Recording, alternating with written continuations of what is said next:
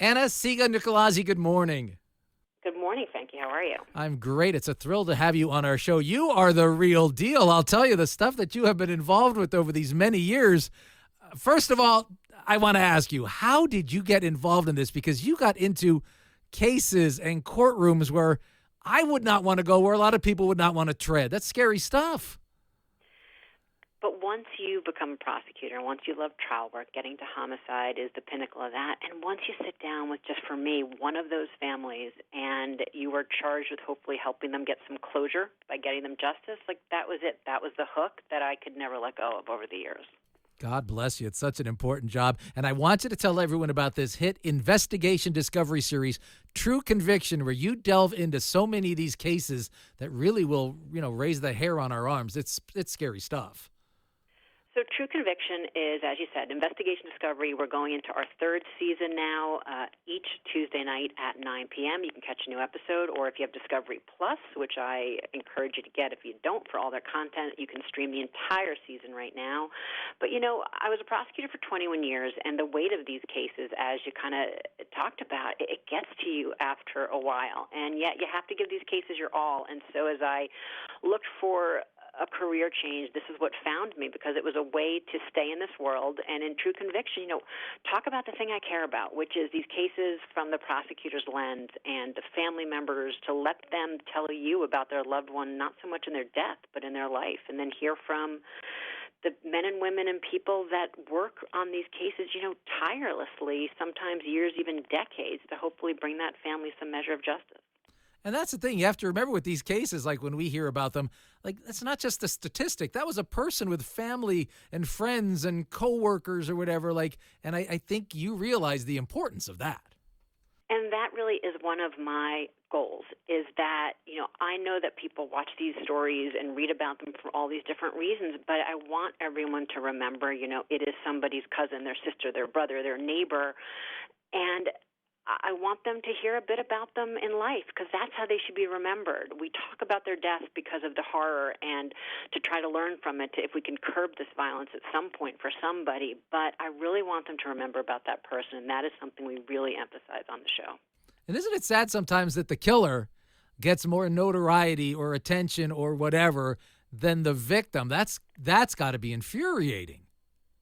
It is, and I, on social media, I use this hashtag a lot, no notoriety, because it is a movement that I read about, which I think is fantastic, and they really started it with these mass killers, that they were getting more attention than the people that they killed. I don't want those people to get any more attention that they've already brought on themselves by their horrific acts, and so I really tried to focus on the victims. That is the person, because for me, it was never about the actual person who committed the crime, right? It's not personal against them. I go wherever the evidence leads. Whoever is sitting in that chair, it's because the evidence leads me there, not against them as a person. But yeah, I think let's not give them any more attention. Let's focus on the aftermath of what they created, which is the survivors and what they have to face for the rest of their lives in the wake of this loss.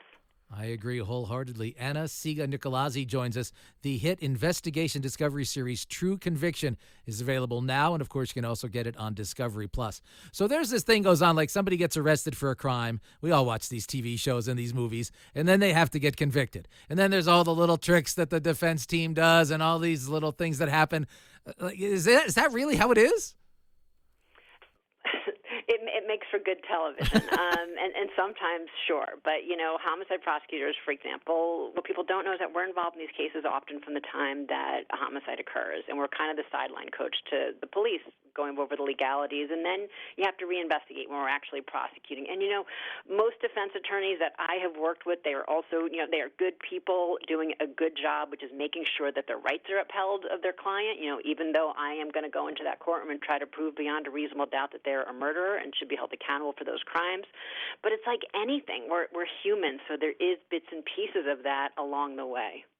Here's what I want to know in all these movies and TV shows, and you would know from these cases. Does the criminal always make a mistake? I don't know if there's ever such thing as always, right? But so often they do, which is fortunate for us in law enforcement as prosecutors, that you think that you know it all, but you're going to miss something. Because I always believe the truth does show itself eventually. And so while you think that you know, set up the right alibi and picked up all the pieces of evidence, there's something out there, and it is so often just that little piece that puts all the rest of the pieces together and really puts the evidence over the top. It's fascinating. Like, you must love it in a way, because it's like putting a puzzle together with an incredible outcome at the end that's very justifying. It is, you know, and that's the fascinating part of the work, the interesting part, which is to sit down there with, you know, the more difficult the case sometimes, the more interesting, because you really need to look at all those little intricate parts. And then, like you said, you know, the outcome is just incredible relief if you are able to give that family, in particular, some sense of closure and hopefully stop the person or people that committed that crime from hurting somebody else. And there's so many like cases with notoriety, and you probably know the one that I'm speaking of here. There was a documentary made about it. But the guy that killed his wife and his kids, and just because he wanted to get out of the marriage or have an affair, like, how do people justify that? Like, what pushes people to that extreme? You know, it's like, so leave the relationship, you know, Right. leave them to go on their way. And I will never understand that. And I think that it has to do with control. Sometimes it has to do with, I hate to say it, sometimes it comes down to, unfortunately, the payout, if you will, or sharing the kids, which then so you're going to take the kids, their lives, and the life of their parent. I'll never understand that one, but unfortunately, it's not an isolated incident. You know, we see it time and time again, and I never get that one. Yeah, like my wife and I will hear these stories and these awful things. You'd be like, well, why didn't they just go to counseling? Or why didn't he just say, I want a divorce? You know, like, there's got to be some other way, you would think. I mean, there's so many other ways, right? Ways without hurting the other person, without taking in life, the lives of your children, you know, because you want to go off and, you know, skip down the road with another person. Well, you know what? If that's what you choose to do, that's what you're going to do, but leave the rest of them alone. And is a lot of it mental illness? Like, do you see that as one of the things that happens to people? It for sure happens quite often.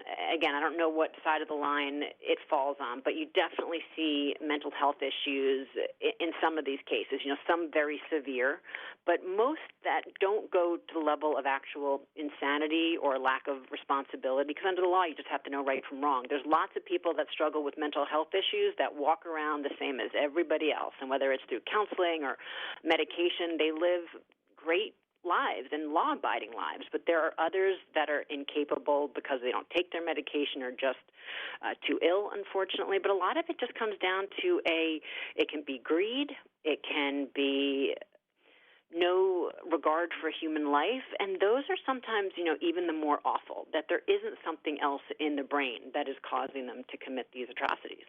Right. A lot of times you look back and think, okay, this started when they were kids because they just were not raised maybe with the proper values or didn't have access to the type of things that most quote unquote normal people have.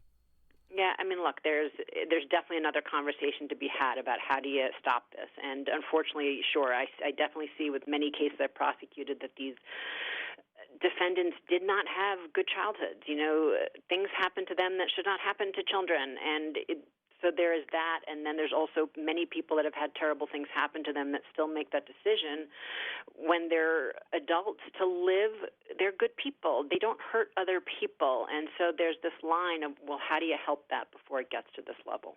This show is fascinating. Season 3 of True Conviction is on Investigation Discovery and, of course, available now on Discovery Plus. So people are fascinated by these stories, obviously. What do you hope people get from these or learn from how this all works with the lawyers and the police and the court and all of that? Two things. I hope that they, like you said, are reminded that these aren't just stories. They're very real, and they're impacting people, which we want you to hear about the people as they were in life. And secondly, it's really highlighting the people that do this work, the prosecutors, the law enforcement, the people as individuals that really work tirelessly on these cases. You know, certainly in today's day and age, there's a lot to be said, and I think that problems should be highlighted, they should be corrected, but I don't think that as overshadowed as it is, we should still take note of all the good that's being done by so many people. And I have one more question for you, and it comes from my wife. You have been all over the place as a legal analyst. You're on every network, every TV channel, etc. My wife wants to know, what's Dr. Oz like? The nicest guy. That is what I will tell. He is the nicest person, and I will never forget the first time on that show, and it's a big show, as you know, and he is kind, and he is personable, and he was always very welcoming, and I will always say it's one of my favorite appearances to make because I always enjoy seeing him. I love to hear that. Anna-Sigga Nicolazzi, the show is tremendous. Season 3 of True Conviction is on Investigation Discovery and on Discovery Plus right now. You can stream it whenever you want. Follow her on social media all over the place. You are terrific. It's so great to talk to you. And, please try to get some sleep at night. I know it's not easy with the work that you do, but keep up the great work. Thank you, and thanks for having me. Bye-bye. You're so great. Thank you, Anna. Great. Thank you. Thank you. Bye-bye. Bye.